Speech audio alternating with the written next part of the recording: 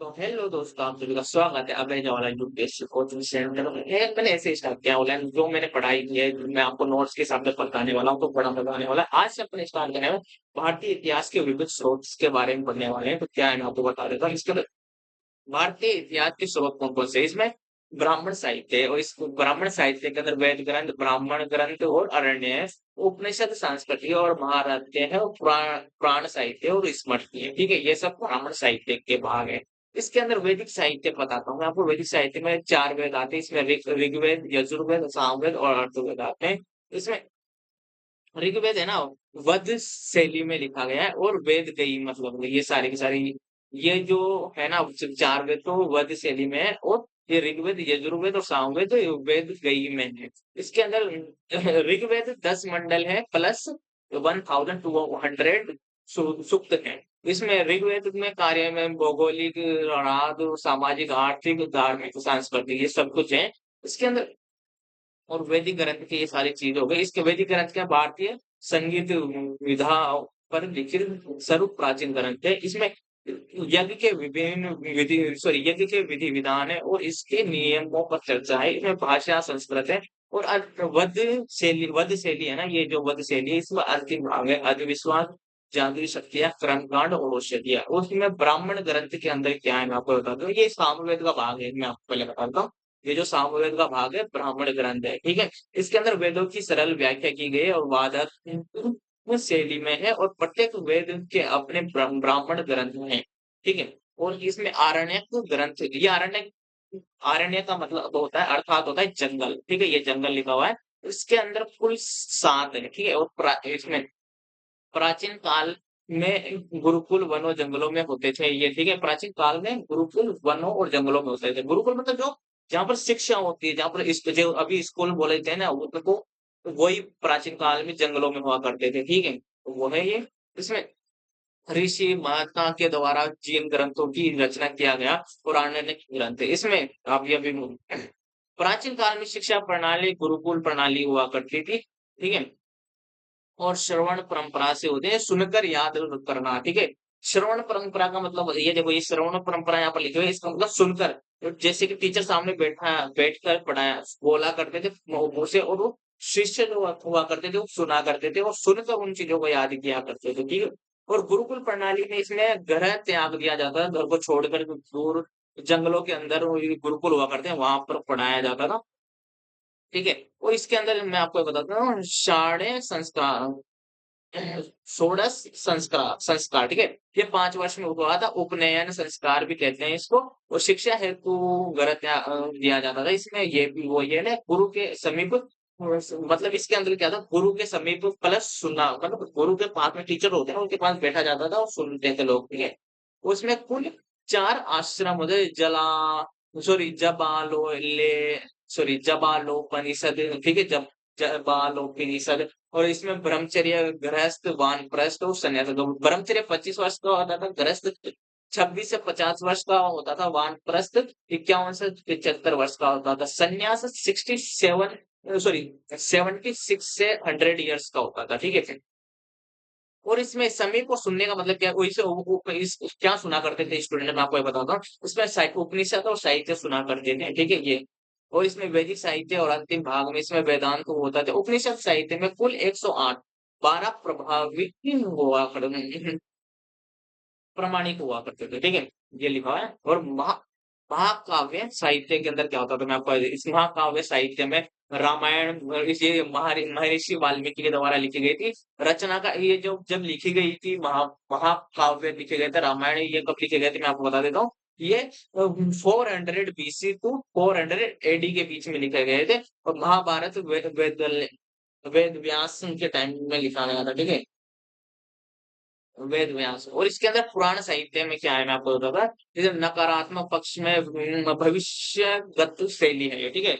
नकारात्मक में भविष्यगत शैली है। इसमें महत्व क्या है, प्राक मौर्य, मौर्योत्तर काल और तक के इतिहास पर चर्चा होती थी। रचना काल में प्राक मौर्य काल से गोतोत्तर काल तक के बारे में बताया गया है। इसके अंदर पुराण साहित्य में कुल संख्या 18 है, और रचना का श्रेय क्या है, ऋषि लोमहर्ष और उग्र सवार है। रचना शैली क्या है, स्वर्ग, प्रतिसर्ग, वन और मनवंतर और वंशानुचरित, ये सब है। और स्मृति साहित्य में इसका महत्व क्या है? स्मृति साहित्य का महत्व भारतीय सामाजिक परंपरा, धार्मिक विश्वास, सांस्कृतिक जीवन पर प्रकाश। और स्मृति साहित्य में बृहस्पति संस्कृति और याज है, और नारद और पराशर, ठीक है, सबसे प्राचीन मनुस्मृति है, ठीक है। और वो बौद्ध साहित्य में अब अगुंतरशीयन और 16 महाजनपद और चर्चाएं इसके अंदर। बौद्ध साहित्य में मिलिंद पन्हो, इसके अंदर बौद्ध भिक्षु शु और नागसेन और यूनानी और मीनांडर और दार्शनिक वार्तालाप, ये सब कुछ करता था। और दीप वंश में, महावंश में दिव्यावदान, मौर्य वंश के इतिहास पर प्रकाश डाला गया है इसके अंदर। और त्रिपिटक साहित्य में इसमें सुत्ता परिक विनय पिटक और अभी धापारिक है, इसमें बौद्ध धर्म की दार्शनिक व्याख्या की गई। और विनय परिप्रेक्ष्य में बौद्ध मठों के आचार व्यवहार के नियम बताए गए। और सूत पिटक में महात्मा बुद्ध के नीति वचन के बारे में बताया गया है। और जैन साहित्य के अंदर आगम साहित्य में इसमें कल्प सूत्र में वो परिष्ठ में दर्शन के बारे में बताया है। और मर्द भाव चरित्र में मौर्य वंश के बारे में बताया गया है। और आगम साहित्य में भगवत भगवत नीतू शुद्ध षोडश महाजनपद के बारे में बताया गया है, ठीक है। तो आपको ये वीडियो कैसी लगी कमेंट में जरूर बताना। और थोड़ा सा मैं और आपको बता देता हूँ इसके बारे में। चलो भाई आगे देखते हैं इसके अंदर अपन प्राचीन और मध्यकालीन भारतीय इतिहास के स्रोत कौन कौन से, इसमें पार्ट वन होने वाला है। धार्मिक साहित्य, इसमें ब्राह्मण स्रोत, बौद्ध स्रोत, जैन स्रोत, ये होने वाले हैं। इसके अंदर क्या है मैं आपको बता देता हूँ।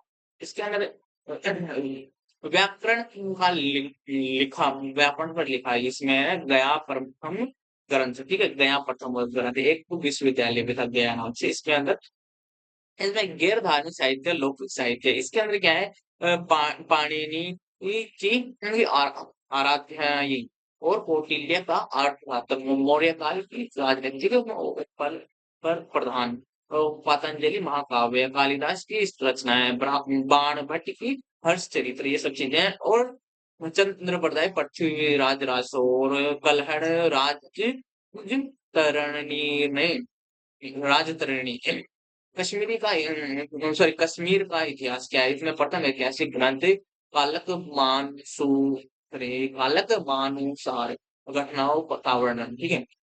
इतिहास का पिता मतलब मैं आपको बता दूंगा हेरोडोटस, ये इतिहास का पिता है, ठीक है, हेरोडोटस इतिहास का पिता है।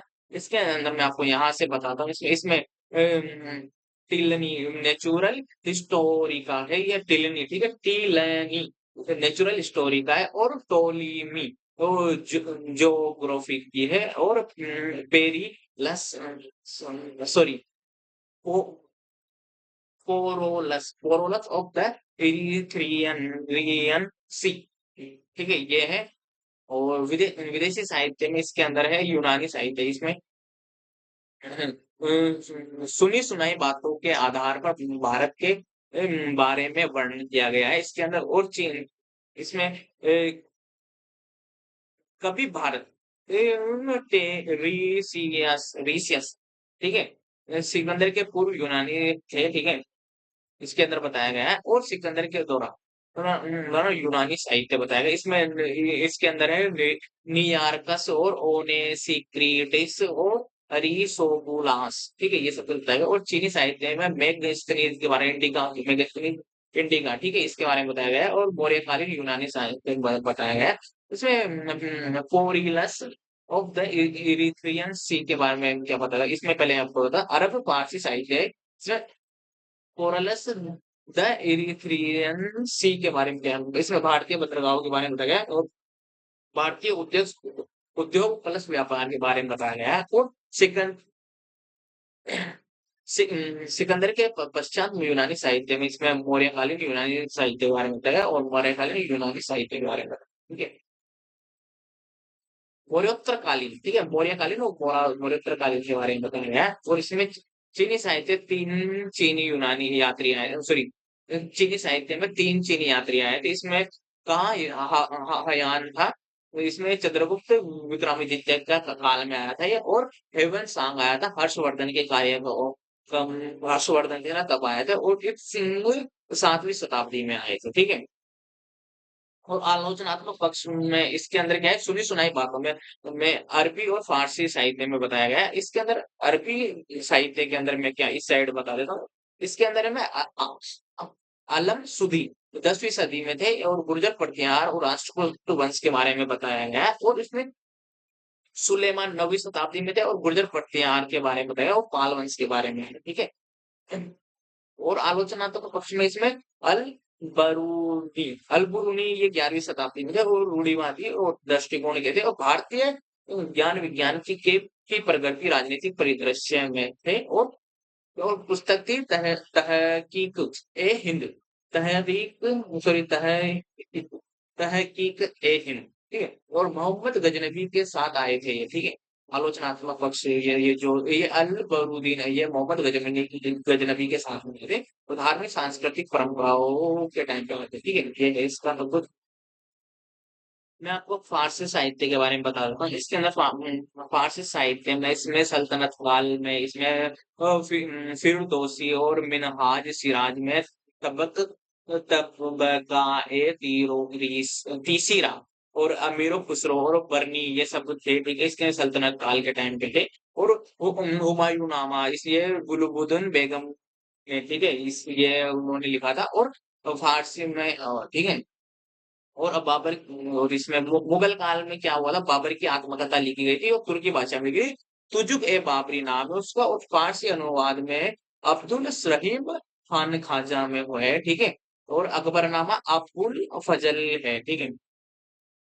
और इसमें एक क्वेश्चन आया था एक बार, मैं आपको इस क्वेश्चन के बारे में बता देता हूँ अच्छे से। इसमें साहित्य स्रोत के महत्व पर चर्चा करते हुए इतिहास निर्माण में साहित्यिक स्रोत के प्रमुख दोष कमियां क्या है, सो उदाहरण स्पष्ट करें, ये क्वेश्चन आया था एक बार, ठीक है। तो मैंने आपको क्वेश्चन भी पढ़ के सुना दिया है एक बार।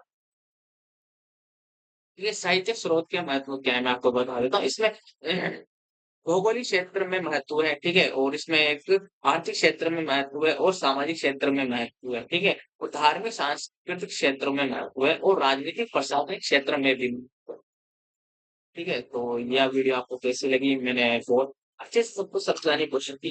कई बार मैं अटका भी हूँ, फैटी हुई भी है, ठीक है। तो डोंट बी ओपन मत होना, ठीक है। अपन धीरे धीरे अपना पढ़ेंगे, अच्छे से पढ़ाएंगे, अच्छी हो जाएगी सब कुछ। बस आपको सपोर्ट करना, लाइक शेयर सब्सक्राइब जरूर करना, अपने दोस्तों को जरूर शेयर करना है, ठीक है। मैं खुद भी यूपीएससी की प्रिपरेशन कर रहा हूँ, तो आप लोगों को मैं ट्राई कर रहा हूँ अच्छे से अच्छा कंटेंट प्रोवाइड करना। तो बस सब्सक्राइब अपने दोस्तों को शेयर कर देना, ये पूरी फ्री है, ठीक है। ये फोन पे बस आपके डोनेशन के लिए, अगर आपकी मर्जी हो तो करो, नहीं तो मर्जी को मत करो, ठीक है। बस इसीलिए लगा रखा है बस। और ये फ्री कोचिंग है, टोटली फ्री कोचिंग है आपको, टॉपिक वाइज, ठीक है। टॉपिक वाइज जितने भी अभी हिस्ट्री चली तो हिस्ट्री कंप्लीट करेंगे, सब कुछ topic wise notes wise cover करवा रहा हूँ। एक तरह से रिवीजन क्लास लो और टीचिंग क्लास भी लो, ये पूरे ये है ना, एक स्टैंडर्ड कोचिंग है। उस कोचिंग के बिहाफ उसी के नोट्स हैं, उसी के बिहाफ में आपको मैं पढ़ा रहा हूँ, क्योंकि ये जो नोट्स जो दिखाए हैं उसी वक्त मैंने रेगुलर बेसिस पे क्लासेस ली थी, है ना। तो मैंने डेली बेसिस पे क्लासेस ली थी, डेली बेसिस पे रिवीजन किया था, तो इसीलिए मैं आपको पढ़ा पा रहा हूँ, ठीक है। तो अगर आप भी पढ़ना चाहते हो, यूपीएससी की प्रिपरेशन करना चाहते हो, चैनल को सब्सक्राइब कर लेना, तो शेयर कर देना अपने दोस्तों को। मिलते हैं ऐसे इंटरेस्टिंग वीडियो के साथ, जल्दी दिखता है काम आएगा।